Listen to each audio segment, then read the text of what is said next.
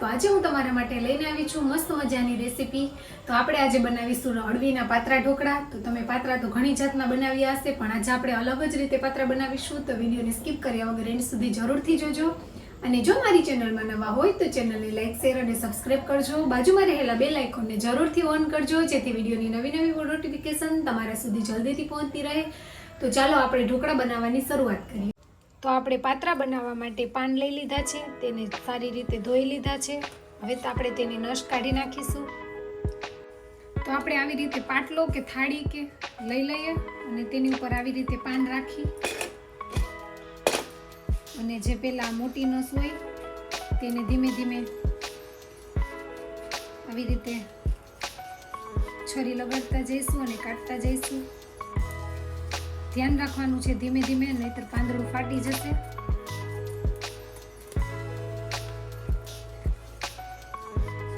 પછી આ સાઈડની નસ હોય તેને પણ આપણે કાઢી નાખીશું। આ એક મોટી હોય તેને પણ આપણે ધીમે ધીમે વળવા હાથે કાઢી નાખીશું।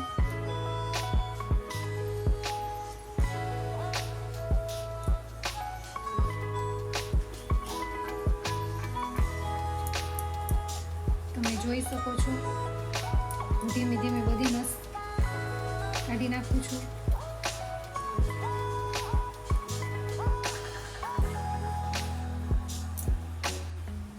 તો ફેમિલી આપણે આવી રીતે બધા જ પાનની નસ કાઢી લઈએ।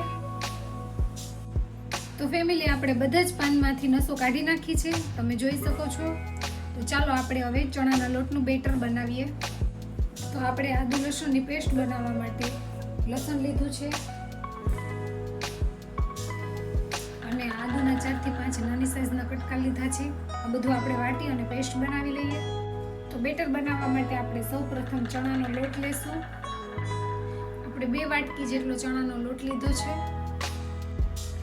હવે આપણે આદુ અને લસણની પેસ્ટ ઉમેરીશું।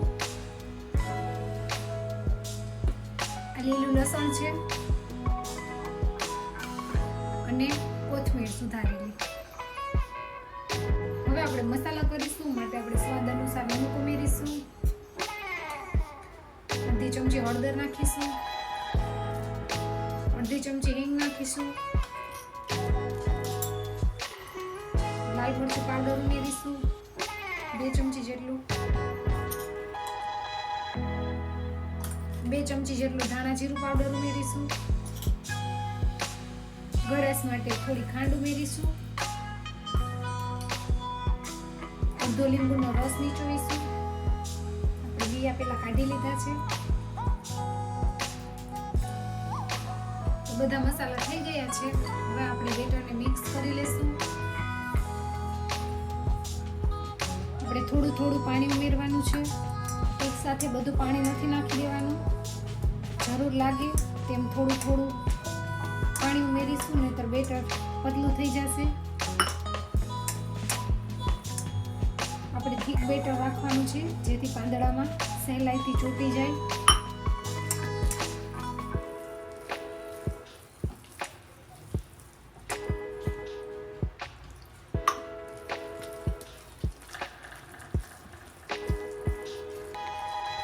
તો આપણે જોઈએ તેવું બેટર તૈયાર થઈ ગયું છે। આપણે થોડી વાર હલાવી લઈશું, જેથી બધા મસાલા મિક્સ થઈ જાય। મારે લગભગ 1 કપ જેટલું પાણી જોયું છે એટલું બેટર બનાવવામાં। તો પરફેક્ટ બેટર તૈયાર થઈ ગયું છે, તમે જોઈ શકો છો। અને જોઈએ તેવું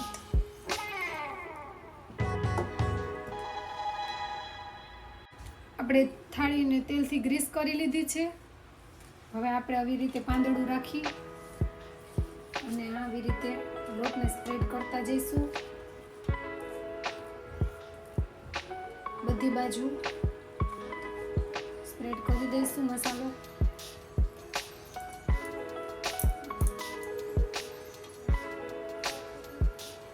આવી રીતે ફોલ્ડ કરી દઈશું। તેની ઉપર પણ બેટર લગાડી દઈશું।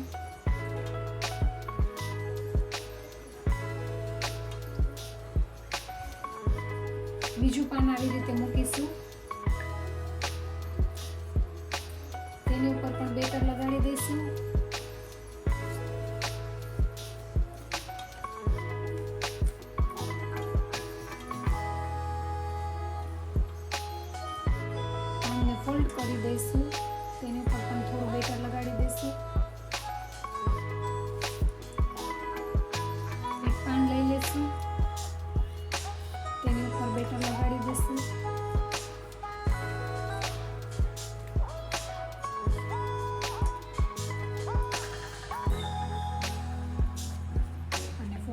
નાખી દઈશું.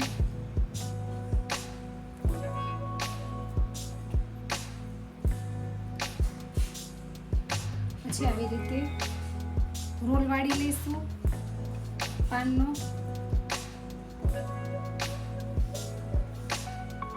ઢોકળિયાની ડીશમાં મૂકી દઈશું અને આવી રીતે બધા પાત્રા તૈયાર કરી લઈશું. તો બધા જ પાત્રા તૈયાર થઈ ગયા છે. ચાલો આપણે સ્ટીમ કરી લઈએ. તો પાણી ઉકળી ગયું છે. સ્ટીમરમાં પાતળા મૂકી દઈએ અને ઢાંકણ ઢાંકી અને 10 મિનિટ સુધી ચડવા દઈએ. તો ફેમિલી પાત્રા સ્ટીમ થઈને તૈયાર થઈ ગયા છે. ચાલો આપણે તેને કટ કરી લઈએ. આપણે એટલી સાઈઝમાં કટ કરવાના છે.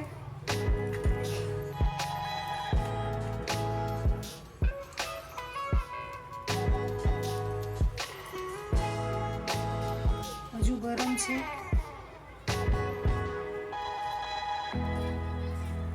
સરસના પાત્રા સ્ટીમ થઈ ગયા છે.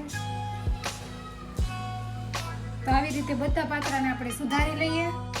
તો આપણે ઢોકળા વઘારવા માટે તેલ લઈ લઈશું. 1 ચમચો તેલ ઉમેરીશું. તેલ આવી ગયું છે. રાઈ નાખીશું.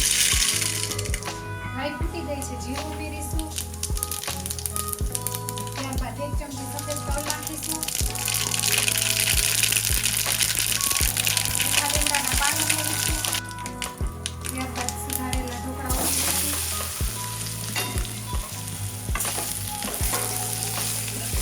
સારી રીતે મિક્સ કરી લઈશું. તો ઢોકળા સરસના વઘારાઈ ગયા છે. આપણે કોથમીર નાખી દઈશું અને સર્વ કરીશું.